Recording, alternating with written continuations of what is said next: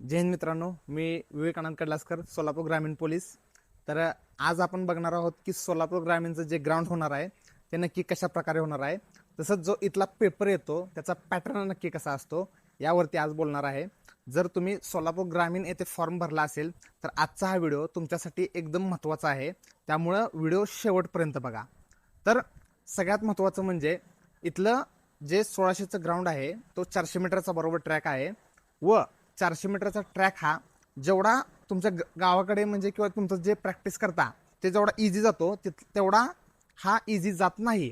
याचं कारण म्हणजे इथले जे कर्व आहेत ते कर्व अंडाकृती आहेत, त्यामुळं जे तुम्हाला 1600 मीटर आहे ते 1600 मीटरला मारायला ताकद लागते. तसंच जर तुम्ही अनवाणी प्रॅक्टिस कधी करत नसाल तर इथं येऊन अनवाणी मारण्याचा प्रयत्न करू नका, कारण ट्रॅकवरती बरेच दगड आहेत. तसंच ट्रॅक हा जेवढा पाहिजे तेवढा माती नाही ट्रॅकवरती. ट्रॅक हा मुरमाचा बनलेल्यामुळे ट्रॅक जायला जड जातो. अनवाणी पायाने मारत असाल तर पायाला जखम होऊ शकते. तुम्ही जेव्हा 200 मीटर कंप्लीट करून येता त्यानंतर ट्रॅकचा असा हा भाग लागतो जिथे भरपूर सारे दगड आहेत.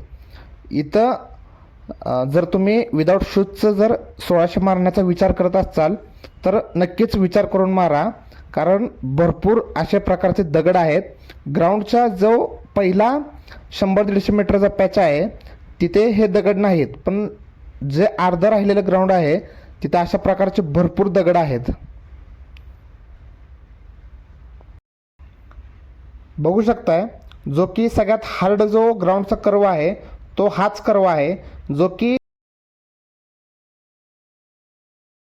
त्यामुळं 1600 हा इव्हेंट तुम्हाला थोडासा जड जाणार आहे. जर तुम्ही गावाकडे प्रॅक्टिस करत असाल, तुमच्या ट्रॅकवरती प्रॅक्टिस करत असाल तर तुमच्या प्रॅक्टिसपेक्षा 4 ते 5 सेकंद आसपास इथे एक्स्ट्रा धरा, किंवा जर तुम्हाला तेवढ्या टायमिंगमध्ये जर यायचं असेल तर थोडीशी जास्त ताकद लावायला लागणार आहे.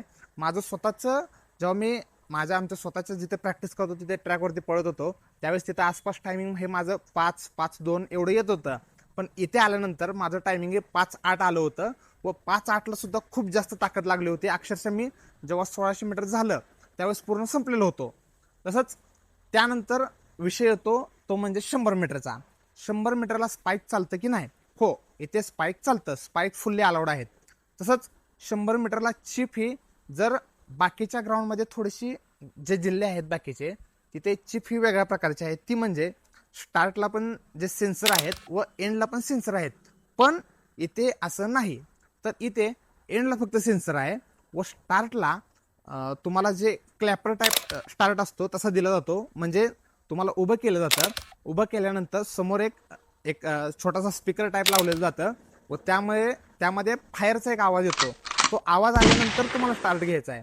त्यामुळं जे मुलं स्टार्ट चोरायला एक्सपर्ट आहेत त्यांच्यासाठी हे चांगलं आहे, पण ज्यांचा स्टार्ट हा स्लो आहे त्यांना थोडंसं अवघड जाणार आहे. त्यामुळं जर तुम्ही सोलापूर ग्रामीणला येत असाल तर स्टार्ट चोरायची प्रॅक्टिस ठेवा. तसंच स्टार्ट हा चांगला ठेवा. तुम्हाला स्टार्ट भेटल्यानंतर पहिले 20 ते 30 मीटर स्पाईक चांगला लागतो. नंतरचे 30-40 मीटरचा जो पॅच आहे त्या पॅचमध्ये स्पाईक म्हणावासा लागत नाही, कारण तिथे थोडंसं जास्त दगड आहेत. त्यामुळं स्पाईकवरची प्रॅक्टिस करताना खूप जास्त मातीच्या ग्राउंडमध्ये करू नका. थोडंसं जे खडबडीत ग्राउंड आहे तिथं तुमची प्रॅक्टिस ठेवा 100 मीटरची. त्यामुळे तुम्हाला इथं आल्यानंतर त्याचा पण फायदा होऊन जाईल. त्यानंतर येतो गोळ्याचं ग्राउंड कसं आहे.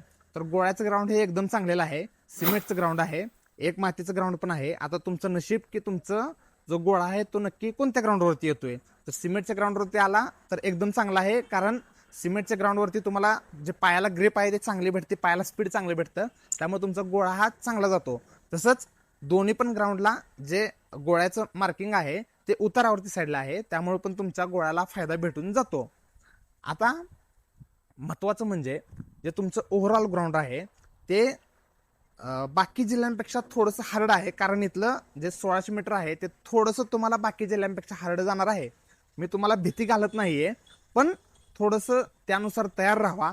जेव्हा इथे येत आहे लाईव्हला त्यावेळेस लाईव्हला पळताना थोडंसं जास्त ताकद लावून पळा जेवढं तुम्ही, आणि कंपल्सरी स्टॉपवॉच वापरा. प्रत्येक जो राऊंड आहे त्या राऊंडला तुम्ही जे डोक्यामध्ये टार्गेट ठेवलेलं असेल, तुमचा आउट ऑफ असेल तर जर 1600 मीटर तुमचा आउट ऑफ मारायचा असेल तर तुमचं जे काय टार्गेट असेल 1.15, 1.16, 1.17 जे काय तुमचं प्रत्येक राऊंड कसं टार्गेट असेल तसं राऊंड मारा.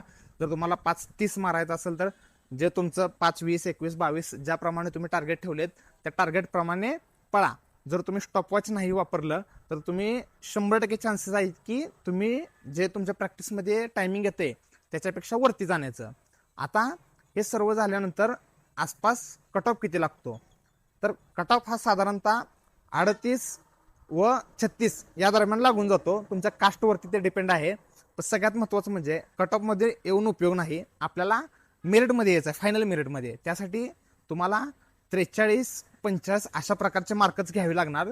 सोलापूर ग्रामीणला जर आजचाल SC, ST, EWS ह्या कास्ट सोडून आजचाल बाकीचे SC, BC, OBC त्यांना तर कंपल्सरी 43, 41 एवढे मिनिमम घ्यावे लागणार. जर तुमची खूप चांगली लेखी असेल तर 41, 39 ठीक आहेत. पण जर लेखीच चांगली नसेल तर तुम्हाला साधारणतः 43, 50 या प्रकारची मार्क घ्यावी लागणार. आता सगळ्यात शेवटी ते म्हणजे पेपर पॅटर्न कसा असतो. तर सोलापूर ग्रामीणच्या पेपर पॅटर्नमध्ये थोडंसं मागचे 2-3 वर्षाचे जर पेपर बघितले तर तिथं GKचे प्रश्न हे जास्त असतात. तसंच जो प्राचीन मध्ययुगीन इतिहास आहे त्यावरती जास्त प्रश्न विचारलेले आहेत. त्यामुळं तुमचं GK हे स्ट्रॉंग ठेवा. प्रत्येक वर्षी पेपर जो रिपीट होईल याची कोणतीही गॅरंटी नाही.